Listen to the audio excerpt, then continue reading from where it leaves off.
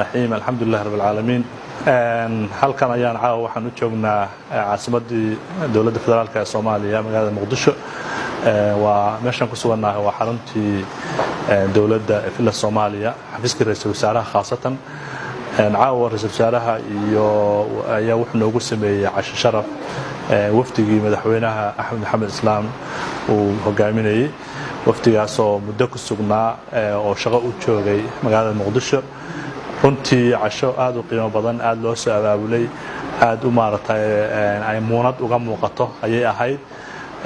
ka bacdi cashada ka bacdina waxa la tagay xafiiska prime ministerka oo aan aragnay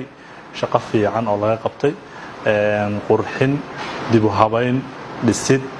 meesha hadda aan ku suganahay meesha golaha wasiirada ay ku shiraan howlka golaha wasiirada ay ku shiraan oo arkaysan muunada iyo quruxda ka muuqanaysa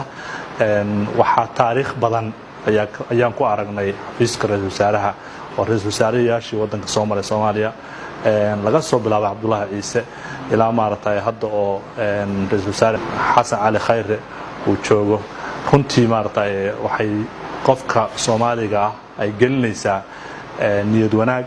iyo sida loo xusay taariikhdii dadka wadanka ka soo shaqeeyay maalin ma bilaaban habeen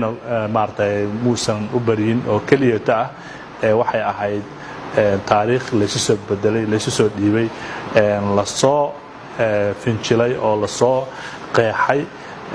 wadankan heerkaas ayaa lagu soo gaarsiiyay aad iyo aad mahadsantiin